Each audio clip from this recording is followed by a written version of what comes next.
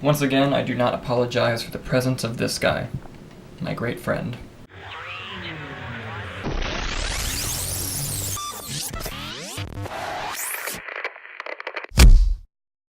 Welcome back to another episode of Movie of the Week. This week we are talking about the classic, some would call masterpiece, of Stanley Kubrick's A Clockwork Orange. Now, this film is incredibly difficult to watch, and if you are one of the people who watched it, I commend you greatly, because it is a very, very, very tough sit-through in terms of the actual content of the film. This is one of the most controversial movies ever made. Part of the reason it's controversial is because of the subject matter that's presented in it, but not just the actual subject matter, but the perspective in which it's told. This movie is unapologetically told from the perspective of a psychopathic rapist and eventual murderer, and in a way almost glorifies what he does, not for a good sense of good feeling. And this movie is very thought-provoking, and for reasons I'll get to in a minute, but it really wants you to see what a horrible person the main character is, Alex DeLarge, played by Malcolm McDowell, and not just see how horrible he is, but just understand that he is very lackadaisical and doesn't really care. In the movie, he's supposed to be a teenager, although he's very clearly isn't, that he doesn't really grasp the consequences of his actions just yet. And it takes place in sort of a dystopian future, not insane dystopian, but enough to where law and order, like the crime rate is insane where it takes place, which is somewhere in the UK. And a testament to just how horrific the content is in this film is the very, very famous singing in the rain moment that happens in the movie that is just completely hard to watch, and it happens right at the beginning of the film.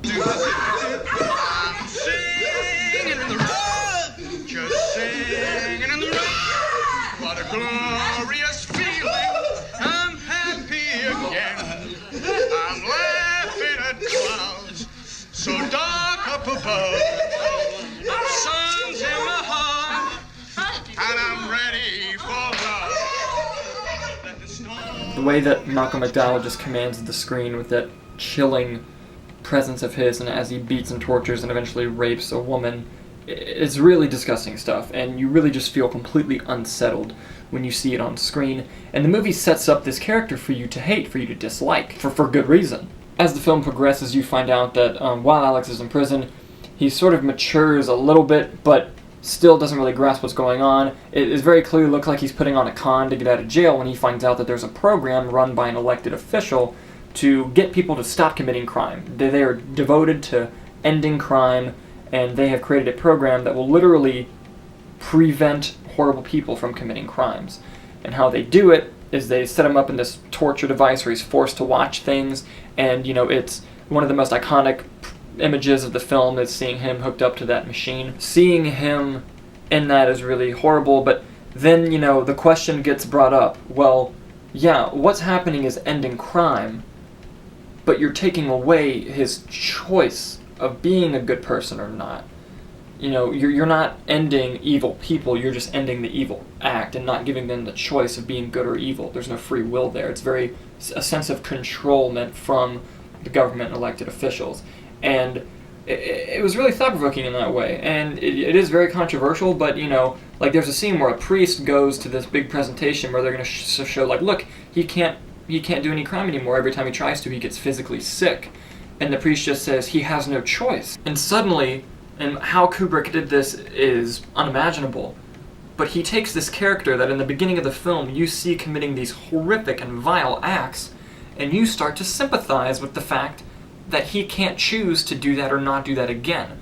And basically, the commentary that I think that the movie is trying to present is, what's the point of having the prison system? What's the point of trying to reform people to just create something that's going to prevent them from doing the act but not feeling the way that they should? Basically, what it's trying to say is, on paper, you think you want the crime to end, but that's not what you really want. You want people to not want to do the crime. You want them to choose the better life.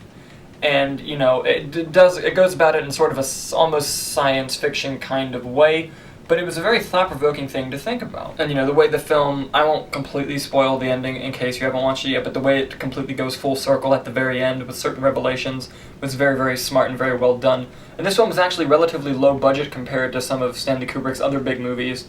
And while you can tell in the, production quality a little bit, the sets are still almost perfectly symmetrical and everything is colored very specifically. And, it's very much a Kubrick movie. You can still tell that, obviously. We actually did get quite a few questions for this round of Movie of the Week, some of them anonymous, but we're going to go ahead and read those questions right now. Our first question comes from Joanna, who writes, how do you think society now would react to this movie if it was made in 2019? Really good question. First, I think the initial reactions would be very, very negative just because of the subject matter and the perspective in which it's told in the first half of the movie. But I think over time, people would start to realize the whole purpose of why it happened, and people would eventually start to come around to it. But I think the initial reactions would be very like, oh my god. An anonymous question we have is, what makes this movie a masterpiece in cinema? Well, that's very subjective, but I think that a lot of the people hold this film in very high regard is the thought-provoking themes that it has, and the way it's beautifully constructed as a Stanley Kubrick movie, and Malcolm McDowell's unbelievable performance. But I'm sure there's plenty of other reasons as to why people hold that in a particular light, but those are the reasons that I would say. Another anonymous question we have is, what would you change about the film's storyline if you could? I wouldn't change anything about the storyline. I know it's based on a novel, which apparently is even worse in terms of graphic detail. I've never read it, but I wouldn't change the storyline of this film. But if I would change anything, and who am I saying that I should change something that Stanley Kubrick did? But I think if you're going to point out any remote flaw in this film, it's the pacing. The pacing does die down a little bit in the second act, and I would just think of a way to up the pacing. But in terms of how the film is structured otherwise, I wouldn't change a thing. And _with_love Purple Heart writes, what dystopian features in A Clockwork Orange dehumanize characters? That is a very, very, very good question. And I think a lot of it is sort of ironic in that, you can look at sort of today's world and be like, wow, this might be the dystopian future that they were referring to. But a lot of it is, the governmental control on crime and how they want crime to stop, but they don't really care if the person committing the crime changes.